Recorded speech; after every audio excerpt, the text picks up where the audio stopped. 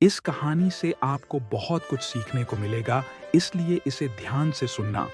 एक आदमी रेगिस्तान से गुजरते वक्त बुदबुदा रहा था, कितनी बेकार जगह है ये।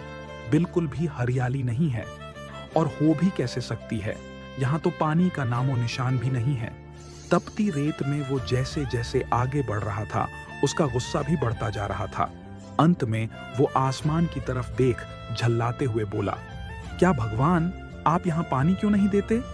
अगर यहाँ पानी होता तो कोई भी यहाँ पेड़ पौधे उगा सकता था और तब ये जगह भी कितनी खूबसूरत बन जाती।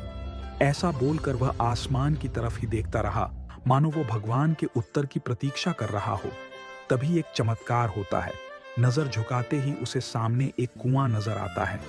वह उस इलाके में बरसों से आ जा रहा था, पर आज तक उसे वहां कोई कुआं नहीं दिखा था। वह आश्चर्य में पड़ गया और दौड़कर कुएं के पास गया। कुआं लबालब पानी से भरा था। उसने एक बार फिर आसमान की तरफ देखा और पानी के लिए धन्यवाद करने की बजाय बोला, पानी तो ठीक है, लेकिन इसे निकालने के लिए कोई उपाय भी तो होना चाहिए। उसका ऐसा कहना था कि उसे कुएं के बगल में पड़ी रस्सी और बाल्टी दिख गई। एक बार फिर उसे अपनी आंखों पर यकीन नहीं हुआ। वह कुछ घबराहट के साथ आसमान की ओर देखकर बोला, लेकिन मैं ये पानी ढोऊंगा कैसे?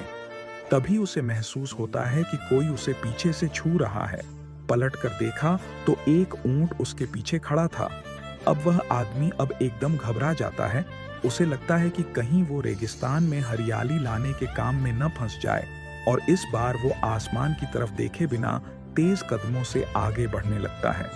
अभी उसने 2-4 कदम ही बढ़ाया था कि उड़ता हुआ पेपर का एक टुकड़ा उससे आकर चिपक जाता है।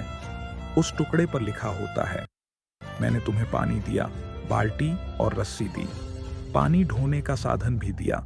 अब तुम्हारे पास वो हर एक चीज है जो तुम्हें रेगिस्तान को हरा भरा बनाने के लिए चाहिए।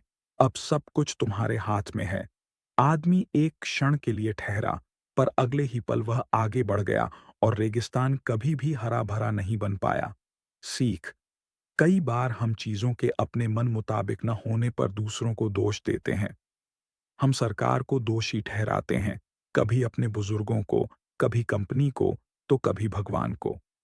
पर इस दोषी ठहराने के चक्कर में हम इस सच्चाई को अनदेखा कर देते हैं कि एक इंसान होने के नाते हम में वो शक्ति है कि हम अपने सभी सपनों को खुद साकार कर सकते हैं।